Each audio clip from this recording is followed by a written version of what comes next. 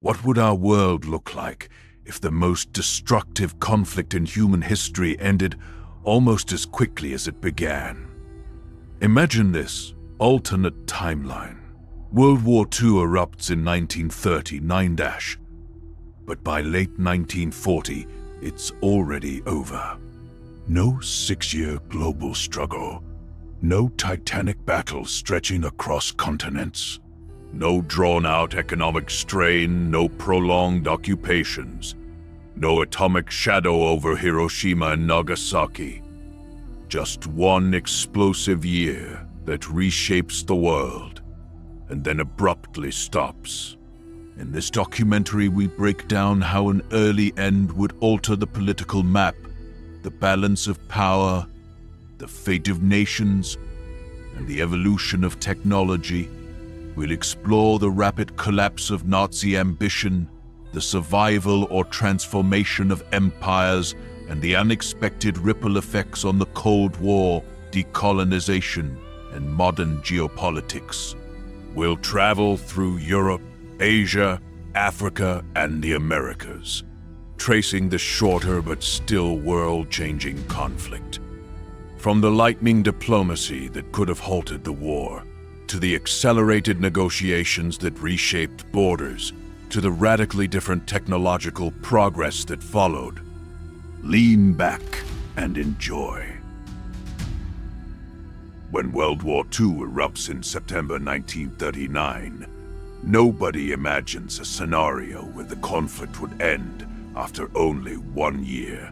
Yet, in this alternate timeline, a chain of unlikely events pushes Europe toward an early ceasefire. Germany still invades Poland with overwhelming force, but internal logistical issues emerge far sooner than expected. Supply lines stretch thin, fuel shortages intensify, and a harsher than normal autumn slows mechanized divisions. At the same time, Britain and France coordinate their response earlier and more effectively than in real history, moving troops with surprising speed. Poland still collapses, but German generals become alarmed by how quickly their blitz momentum fades. Instead of celebratory confidence, Berlin experiences quiet anxiety about sustaining long-term war.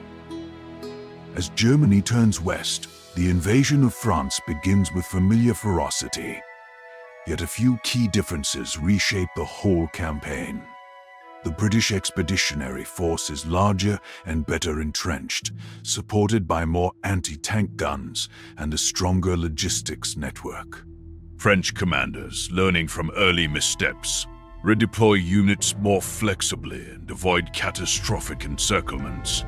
German armored divisions suffer unexpected breakdowns, while overstressed pilots in the Luftwaffe face more frequent mechanical failures.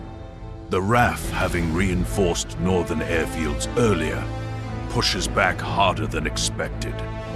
Dogfights above Belgium become costly, draining German morale.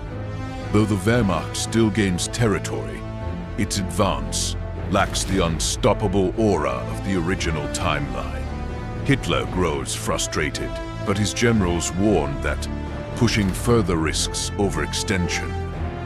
Across Europe, winter 1939, 1940 hits earlier and colder than predicted.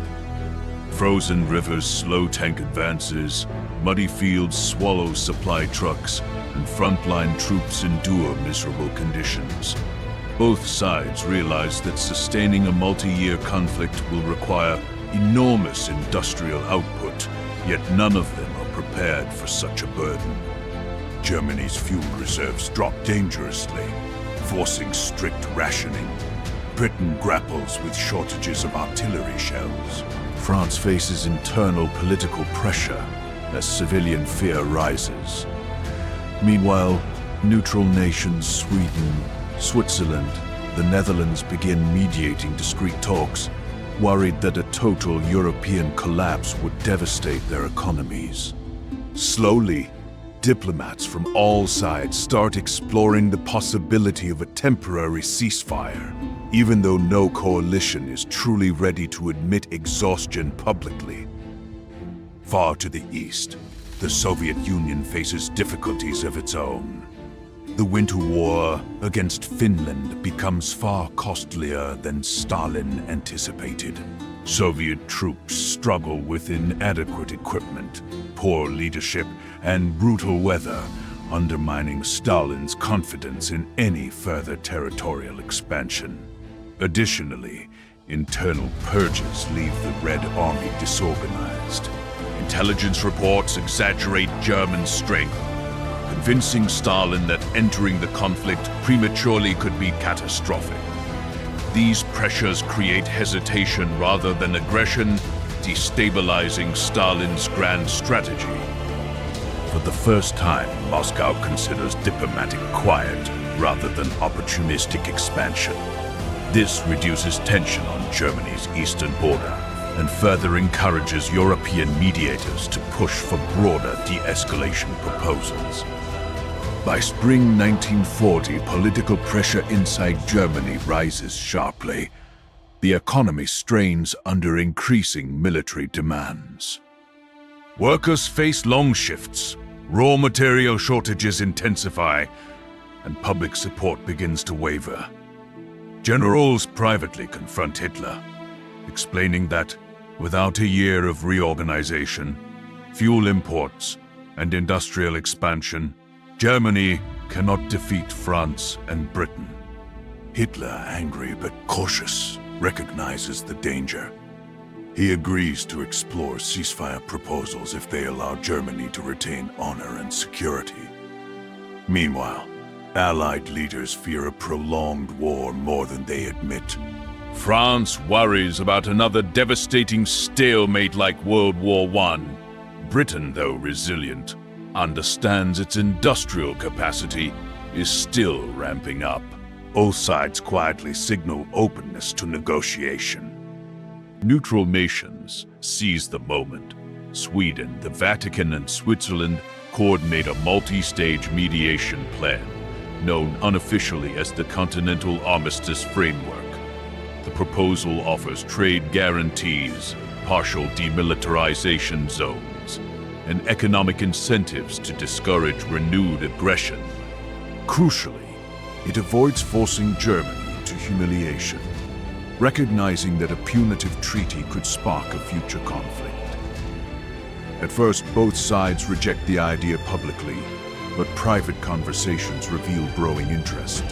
The mediators appeal to fear of economic ruin, fear of harsh winters, fear of drawn-out bloodshed, and fear of losing public support. Slowly, governments realize that accepting a temporary end to hostilities is politically safer than resisting.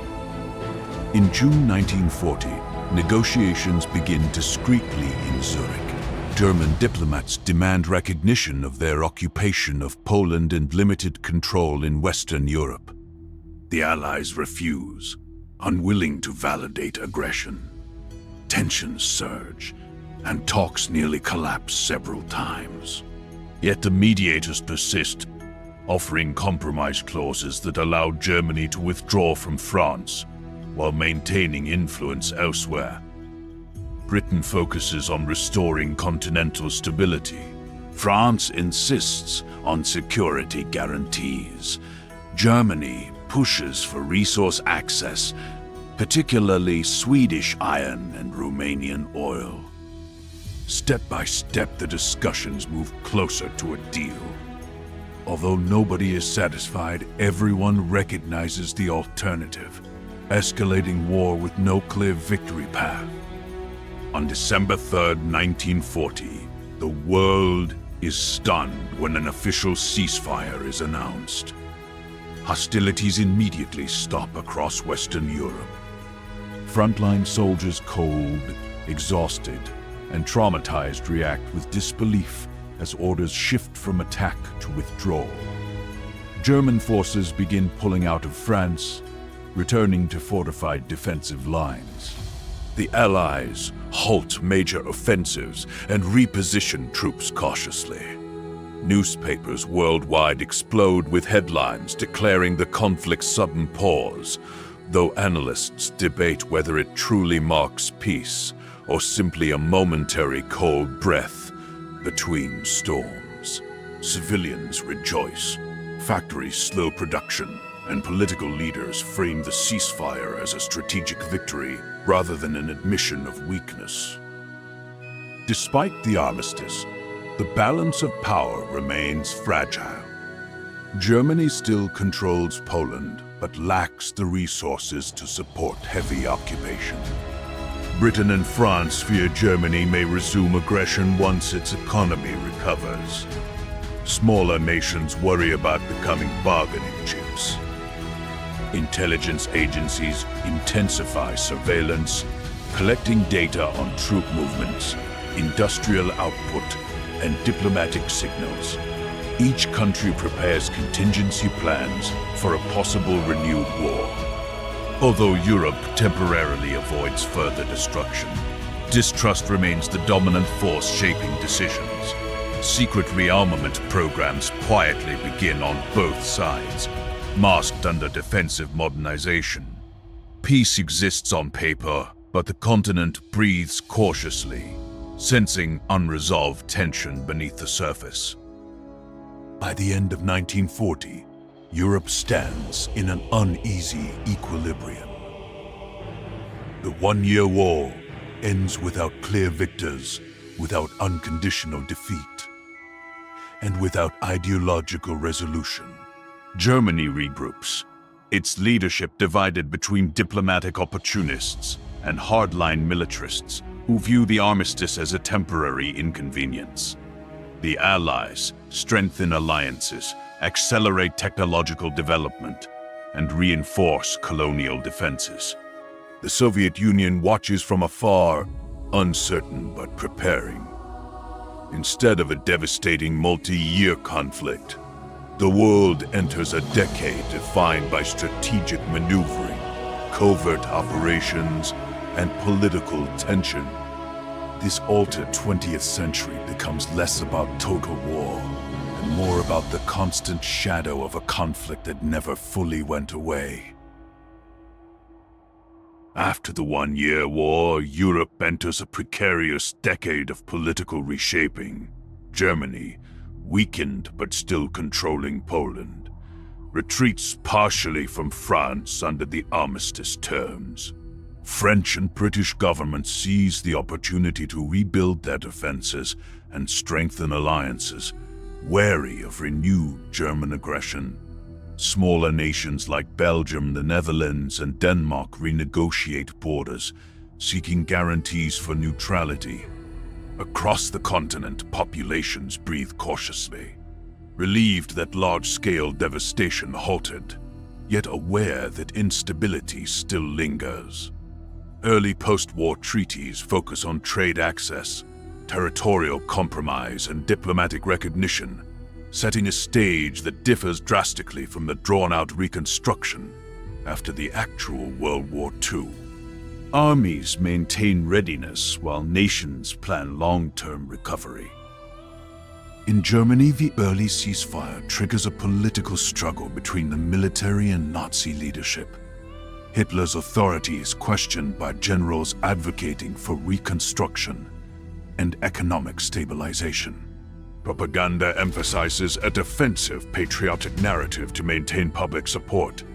Industrial production shifts focus toward rebuilding infrastructure and fortifying strategic locations. Meanwhile, scientists and engineers, relieved of constant battlefield demands, turn to early technological innovation. Rocket programs, radar development, and mechanized logistics begin under calmer conditions. The societal stress of war is reduced, leading to fewer civilian casualties and slower radicalization. Germany's domestic policy is cautious but strategic, aiming to retain influence without provoking further immediate conflict. France, having survived the initial blitz, uses the decade to consolidate military readiness and political unity. Lessons from the early defeat of 1940 shaped defensive strategy, fortifying borders with advanced fortifications and updated artillery placement. Economic recovery is slow but stable, bolstered by trade with neutral nations. Political factions negotiate to prevent extremist influence, wary that instability could invite German expansion. The French population experiences both relief and anxiety, aware that war could resume, but also that the world has paused for a moment of opportunity. Cultural and scientific projects regain momentum, creating an atmosphere of cautious optimism. Education, infrastructure, and urban planning are prioritized to strengthen long-term resilience. Meanwhile, Britain shifts its focus to maritime dominance and global diplomacy. The Royal Navy expands patrols, ensuring colonies and trade routes remain secure. London negotiates with neutral powers to form economic partnerships and avoid unnecessary military escalation. Domestic industry pivots toward peacetime production while maintaining defense capabilities, including early radar deployment and aircraft modernization. Civilian morale, bolstered by the abrupt end of large-scale conflict, allows the government to invest in infrastructure and social programs. Intelligence operations continue discreetly across Europe to monitor German activity. The island nation positions itself as a stabilizing force, prepared to intervene if the fragile peace is threatened, but without engaging in full-scale continental warfare. Smaller European states, having witnessed the sudden halt of hostilities, reevaluate their alliances and sovereignty. Belgium and the Netherlands negotiate security agreements with both Germany and France, maintaining neutrality while reinforcing defensive measures. Scandinavian nations, including Sweden and Norway, exploit the geopolitical pause to solidify trade and maintain armed neutrality. Eastern Europe observes cautiously as the Soviet Union, having been spared direct confrontation during the Short War, consolidates power internally. Across the continent, the brief conflict has reshaped trust, borders, and military priorities. Economies begin recovering from wartime strain, but societies remain vigilant, aware that the armistice may only be temporary. Early diplomacy now drives European policy more than battlefield victories. In Eastern Europe, the Soviet Union watches the post-war reshuffling with cautious calculation. Stalin, having avoided early engagement with Germany, focuses on internal consolidation and military modernization. Industrialization programs accelerate, while the Red Army undertakes strategic exercises along the western border. Intelligence networks intensify, monitoring German recovery and Western alliances. Satellite states are reinforced politically and militarily, ensuring loyalty and strategic depth. The early armistice provides the USSR time to rearm, experiment with mechanized units, and develop new doctrines. Globally, the presence of a temporarily neutral Soviet Union reshapes diplomatic calculations, making other European powers wary of provoking renewed conflict. Italy, under Mussolini, faces embarrassment after the abrupt ceasefire. Its military achievements are limited and armaments are stalled. Political tension rises as public confidence wanes. Yet early peace allows for domestic stabilization rather than total collapse. The regime redirects focus toward infrastructure, naval modernization, and maintaining colonial possessions. Diplomatic outreach intensifies, particularly with Germany, to ensure alignment without committing to renewed war. Italian scientists and engineers, freed from extended campaigns, experiment with mechanization, aircraft design, and communication systems. While Mussolini dreams of future conquests, the decade of fragile peace forces, pragmatic policies, and cautious engagement with Europe's shifting balance of power. Spain, recovering from its civil war, uses the pause to rebuild politically and economically. Franco consolidates power, neutral in the early European conflict, but wary of future expansion by Germany or the Allies. Diplomatic channels expand with both Britain and Germany, ensuring Spain's independence is recognized. Infrastructure projects begin to restore cities, ports, and transportation. Cultural revival occurs alongside economic recovery, while intelligence services quietly monitor Europe. The short war's end indirectly benefits neutral nations, providing breathing space for domestic priorities. Spain, balancing caution and ambition, exemplifies how smaller powers leverage the early ceasefire to strengthen internal stability and regional influence without becoming immediate pawns in continental struggles. Colonial territories of Britain, France, and Germany experienced less disruption than they would in a prolonged war. Administration continues with minimal interruption, trade routes remain relatively secure, and local uprisings are contained through diplomacy rather than violent suppression. Technological and economic investments in colonies proceed often ahead of schedule, as metropolitan governments prioritize infrastructure and resource extraction over extended military campaigns.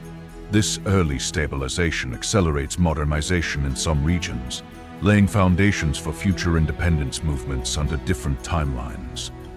Meanwhile, global trade networks adjust to the brief conflict, ensuring essential commodities, raw materials, and manufactured goods continue to flow with fewer interruptions than historical wartime records would suggest. By 1950, Europe has entered an unusual era of cautious reconstruction. The continent is technically at peace, but socially and politically tense. Germany retains partial territorial gains, but lacks sufficient resources for renewed aggression. France and Britain maintain fortified defenses and alliances, preparing for potential future conflict. Smaller nations remain vigilant, diplomatic negotiation dominates foreign policy, and economic recovery progresses steadily.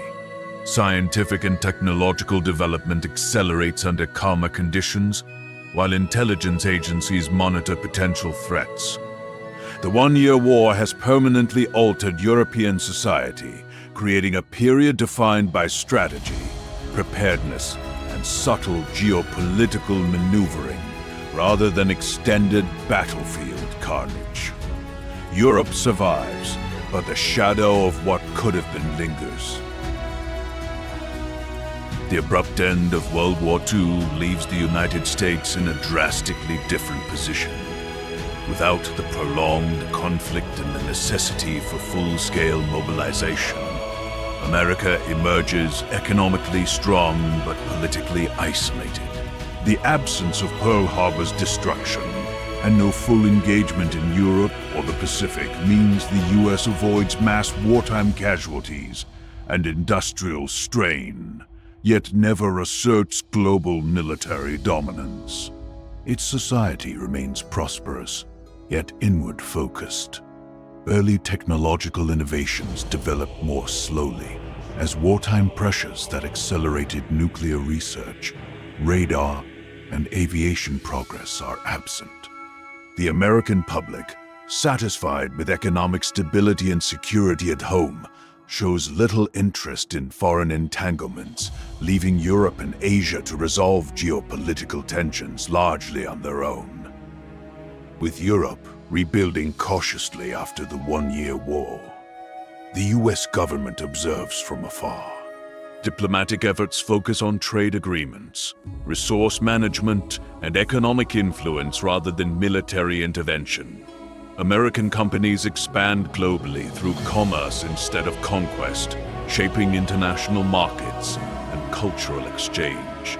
Without wartime urgency, scientific research in areas like rocketry, aviation, and computing progresses steadily but more gradually. Military bases exist, but large-scale deployment abroad is rare. Citizens enjoy unprecedented domestic growth, suburban expansion, and a booming consumer economy. The contrast between America's stability and Europe's fragile peace reinforces isolationist tendencies, setting the stage for a 20th century where the U.S. never assumes the traditional superpower role. Asia experiences a similarly altered trajectory. Japan, having avoided the extended Pacific War, maintains more of its pre-war territory and industrial capacity. China remains partially fragmented, but foreign occupations are limited compared to the real timeline. Regional conflicts persist, but without American military intervention, Japan negotiates economic and territorial agreements with neighboring nations. Korea develops differently, as the division into North and South under US-Soviet oversight never occurs in the same way.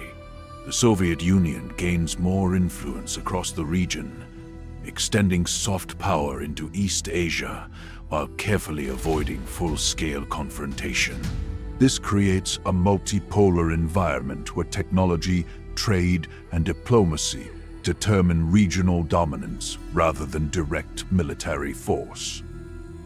In Europe, the lack of an American superpower allows Britain, France, and Germany to pursue independent policies. NATO as we know it never forms. Instead, smaller alliances and regional treaties dominate. Britain maintains influence over colonies and trade routes, but its capacity to project power globally is limited. France focuses on defending European borders while managing overseas territories. Germany, though still diplomatically isolated and economically recovering, benefits from the absence of US intervention in European disputes, regaining confidence in continental affairs.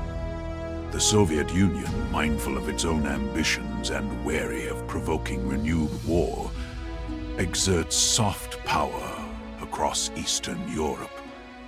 Diplomacy, espionage, and economic competition replace global military dominance as the primary tools of influence. Technological progress in this alternate timeline unfolds unevenly.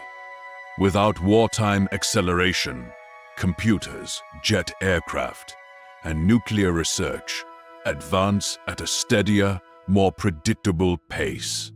Rocket programs exist, but intercontinental travel and missile development take longer to reach global prominence. Innovations are often incremental rather than revolutionary. Scientific collaboration occurs internationally, spurred by economic competition rather than military necessity. Universities, corporations, and state research agencies lead development in a world where conflict has paused rather than raged. Society adapts to slower technological change, allowing for cultural and educational growth alongside scientific evolution. Citizens witness modernization, but the pace is measured, not explosive.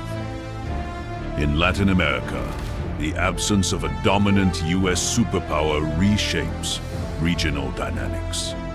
Governments pursue independent policies, often balancing European and Asian influences rather than aligning automatically with the United States.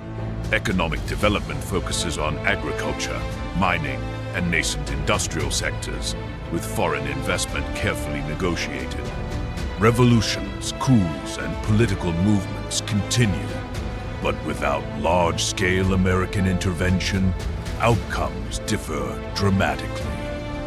Nations like Brazil, Argentina, and Mexico gain relative autonomy in international decision-making. Trade networks diversify, connecting with Europe, Japan, and the Middle East. The region develops a multipolar system of influence where internal leadership and diplomacy become more decisive than external military pressure. Africa, still largely under colonial control in the 1950s, experiences a slower path toward independence. European powers maintain more robust colonial administration as the lack of a prolonged global war allows for greater resource extraction and political control.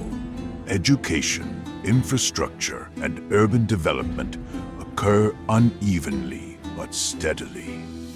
Anti-colonial movements persist, but are delayed or altered in character, lacking large-scale post-war momentum.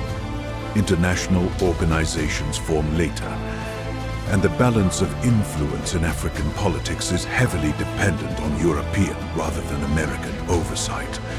Indigenous populations navigate a complex landscape of economic opportunity, resistance, and diplomacy, shaping the continent in a way that differs markedly from our timeline. In Asia, the Soviet Union's influence grows steadily without direct American opposition. China experiences intermittent internal conflicts but avoids massive US-backed interventions. Japan, maintaining industrial strength, negotiates treaties with neighboring states rather than engaging in destructive wars. India's path toward independence remains, though the absence of US-led global pressure affects timing and negotiation leverage. Southeast Asian territories under colonial rule maintain economic activity, while nationalist movements gain strength slowly. The Cold Peace era of this timeline relies on diplomacy, economic negotiation, and local alliances rather than open conflict. Regional powers exert influence cautiously, balancing growth with strategic caution in a world of delayed superpower dominance. Technology and science continue to progress, shaped by economic incentives rather than wartime urgency. Space programs, computing, and communication systems evolve steadily. Universities collaborate internationally, and corporations invest in innovation to gain competitive advantage. Without global conflict driving rapid military applications, discoveries in energy, medicine, and transportation advance at a moderate pace. Governments still fund research, but projects are longer term and less secretive. Scientific breakthroughs emerge gradually, influencing society more predictably. This measured progress allows populations to adapt culturally and socially, creating stability and gradual modernization, while the absence of explosive wartime pressure leaves room for experimentation and collaboration. By 1980, the world is multipolar and tense, yet not dominated by a single superpower. Europe maintains a delicate balance between recovering economies and cautious diplomacy. Asia is fragmented, but growing in influence, guided by regional powers rather than American intervention. The Soviet Union remains a strong actor, but constrained by European diplomacy and internal priorities. The United States enjoys prosperity at home, but refrains from global military dominance. Global trade, culture, and technology progress steadily, creating a world more complex, interconnected, and uncertain than the binary superpower rivalry of our timeline. The one-year war has permanently altered global structures, leaving society cautious, calculated, and ever watchful. The world in 1980 enters what historians call the Cold Peace era. The absence of a dominant superpower reshapes international relations, creating a tense, multipolar environment. Europe maintains fragile stability, balancing Germany, France, Britain, and smaller nations through intricate treaties and economic agreements. The Soviet Union wields influence in Eastern Europe and Asia, but without a counterweight in the form of an assertive United States. Diplomacy and economic maneuvering dominate global strategy. Conflicts exist, but military interventions are limited. Technological and scientific advancements continue steadily, with civilian applications growing alongside incremental military development. Nations cautiously expand global trade, aware that miscalculations could trigger instability in this delicate balance. In Asia, regional powers navigate shifting alliances carefully. China consolidates power internally while negotiating treaties with neighbors, focusing on industrial growth rather than conquest. Japan maintains a strong economy, investing in technology and regional partnerships rather than aggressive military expansion. Southeast Asian nations balance colonial legacies with growing national identities, forming trade networks and diplomatic agreements to secure autonomy. Korea develops as a unified but cautious state, avoiding the ideological division present in our timeline. The Soviet Union exerts soft power, influencing policy through economics and intelligence rather than overt war. This results in a continent marked by competition, negotiation, and slow modernization where diplomacy becomes as crucial as military strength. Europe faces continued reconstruction and modernization. Germany emerges as a technologically advanced nation, but remains politically constrained by neighbor oversight and treaty obligations. Britain and France focus on economic and social recovery, maintaining military readiness but prioritizing industrial and technological growth. Smaller nations such as the Netherlands, Belgium, and the Scandinavian states leverage neutrality and diplomacy to secure their interests. The continent experiences culture revival, scientific innovation, and improved education. Yet historical memory of the sudden one-year war keeps societies cautious. Intelligence agencies expand, espionage thrives, and covert operations replace open warfare as the primary tool of influence, creating a subtle but persistent tension beneath the apparent peace. Latin America and Africa continue developing along independent paths. Without superpower oversight, countries exercise more autonomy but face internal political challenges. Revolutions, coups, and leadership changes occur. But external interference is limited, allowing local politics to shape national trajectories. Infrastructure projects, education, and urban development progress unevenly but steadily. Resource management and trade networks grow in sophistication, connecting regions to European and Asian markets.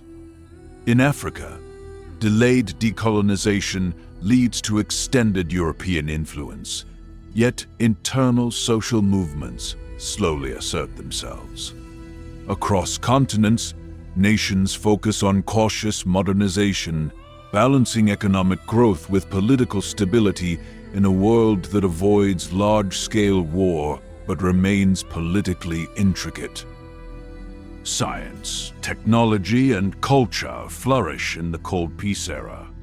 Without the pressures of a global superpower rivalry, progress is steady rather than explosive.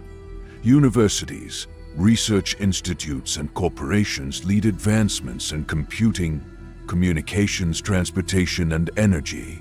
Space exploration continues incrementally, with international collaboration rather than competition driving projects. Medicine and public health improve globally.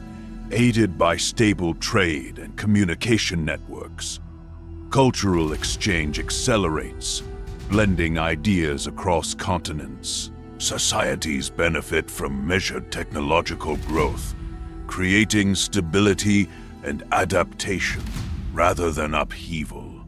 Governments focus on diplomacy, economic development, and intelligence, ensuring that global peace persists despite underlying tension. In the Middle East, the Cold Peace era creates a delicate equilibrium. Without a dominant U.S. presence, regional powers negotiate carefully to maintain influence and access to resources. Conflicts flare locally but remain contained due to economic interdependence and careful diplomacy. Israel continues to exist, but larger conflicts are managed through multilateral mediation rather than unilateral intervention.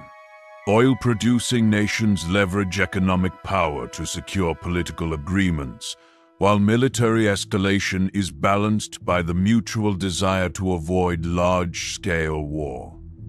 Intelligence operations intensify, ensuring early warning of potential aggression. This period becomes defined by negotiation, proxy influence, and cautious expansion, rather than direct conflict. Eastern Europe and the Soviet Union experienced controlled modernization and selective expansion. Moscow strengthens its industrial and military capacity, while cautiously guiding neighboring states politically. Border disputes and ideological tensions exist, but they rarely erupt into open warfare. Technology, research, and education are prioritized to maintain influence without provoking neighboring nations. Satellite states enjoy a mixture of stability and subtle Soviet oversight, creating a predictable yet tense geopolitical environment. Diplomatic agreements between Eastern and Western Europe focus on trade, cultural exchange, and intelligence sharing. Nations rely on careful calculation, avoiding rash military action, which shapes decades of cautious development and stability. In the Americas, the United States remains powerful economically but deliberately avoids global military dominance. Latin American nations exercise increased autonomy, establishing regional trade pacts and managing internal political disputes independently.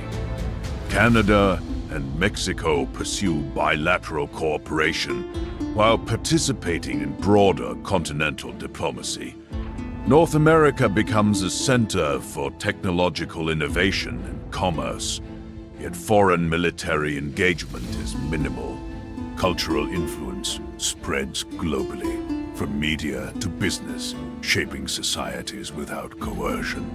Economic interdependence reduces the likelihood of conflict.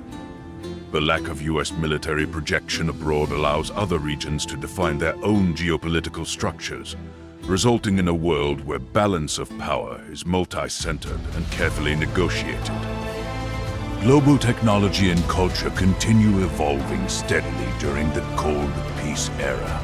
Computing, communications, aerospace, and energy sectors progress incrementally rather than through wartime acceleration.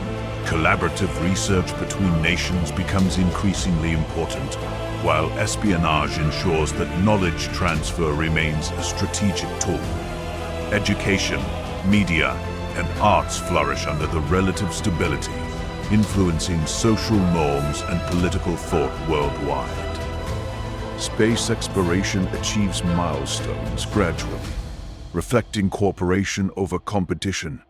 Populations experience modernization at a measured pace, creating societies that are technologically adept but socially stable. Governments prioritize diplomacy, intelligence, and economic planning over direct warfare, maintaining global equilibrium. By the year 2000, the Cold Peace era concludes with a world vastly different from our timeline.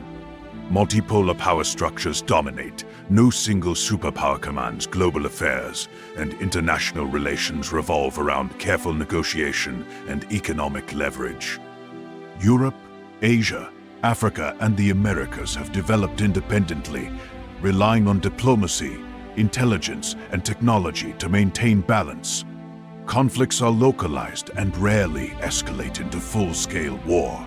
Scientific progress and cultural exchange continue steadily, shaping a modern, interconnected, yet cautious world. The shadow of the one-year war remains a historical lesson, reinforcing the value of strategy, restraint, and cooperation in the 20th century, defined not by total conflict, but by a continuous and delicate balance of power. Entering the 21st century, the world reflects the consequences of the one-year war and subsequent Cold Peace era. Multipolarity defines global politics, with no single superpower dictating international policy. Europe thrives as a network of economically and diplomatically balanced nations, while Asia has evolved into a series of powerful regional states. The United States remains influential economically and culturally, but refrains from large-scale military dominance. Africa and Latin America pursue autonomous development, guided by regional alliances and cautious diplomacy. Technology and science progress steadily, shaping societies that are interconnected, globally aware, and capable of rapid adaptation. Diplomacy, intelligence, and trade dominate international interaction more than military force. Technological innovation accelerates in a stable, non-wartime environment. Computing, communications, energy, and medical advancements are widespread, benefiting civilians and industries alike.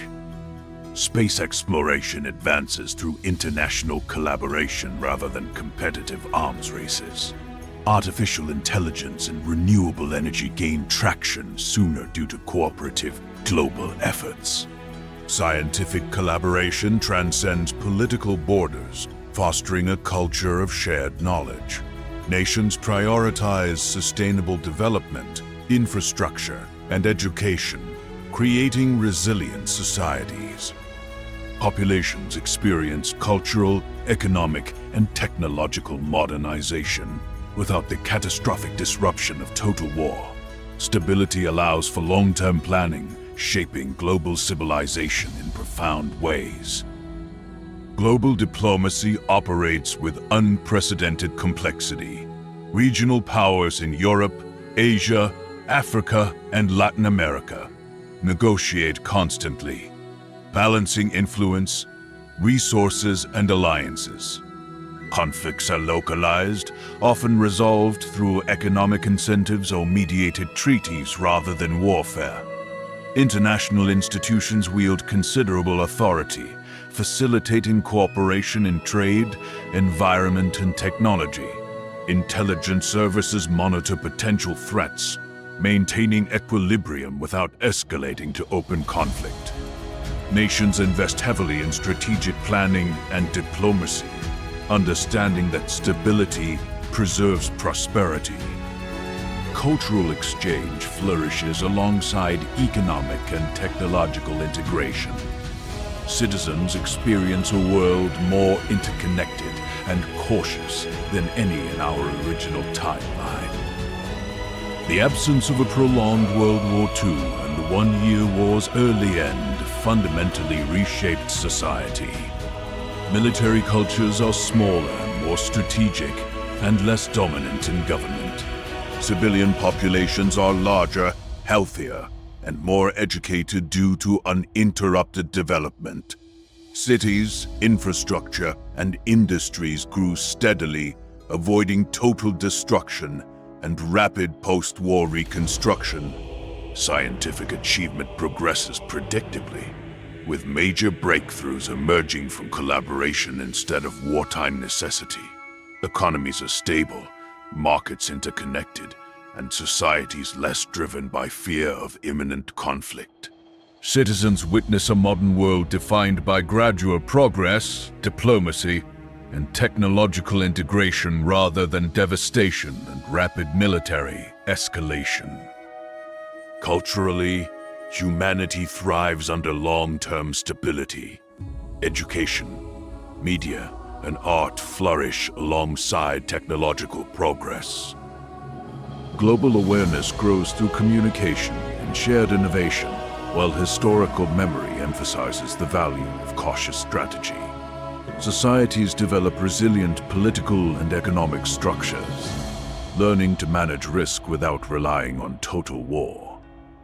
Environmental considerations gain prominence as nations prioritize sustainability over conquest. Scientific research addresses long-term challenges from medicine to energy. Populations experience cultural growth alongside technological modernization, creating a society that is interconnected, cooperative, and prepared for future challenges. Humanity has advanced steadily, shaped by the lessons of an abruptly ended war. Economically, the world is highly interconnected, yet decentralized. Trade networks span continents, balancing influence without reliance on a single hegemon. Regional economic blocs manage resources, infrastructure, and technological development cooperatively. Financial crises are mitigated through diplomacy and negotiation rather than coercion or intervention. Global corporations thrive in a competitive but stable environment. Innovation is motivated by economic opportunity, sustainability, and long-term planning. Without the shadow of total war, international markets stabilize, allowing nations to pursue measured growth. Populations experience prosperity with caution, understanding that strategic collaboration is the key to continued success.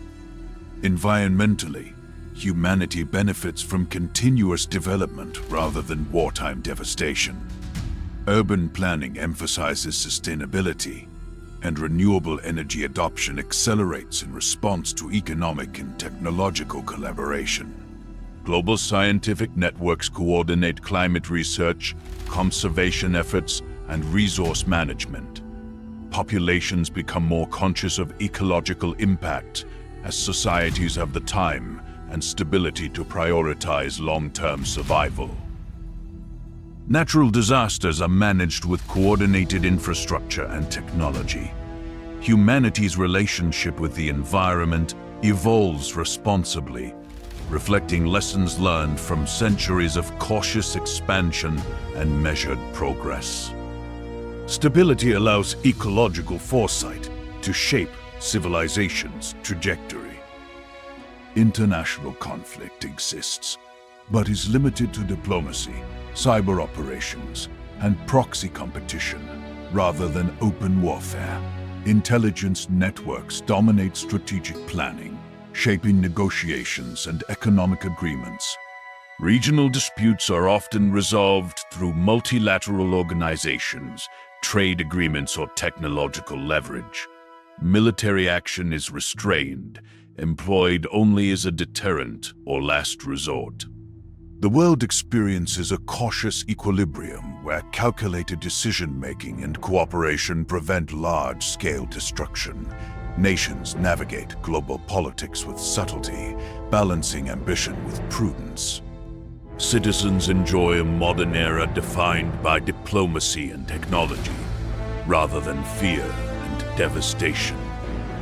A direct legacy of the one-year war's abrupt conclusion.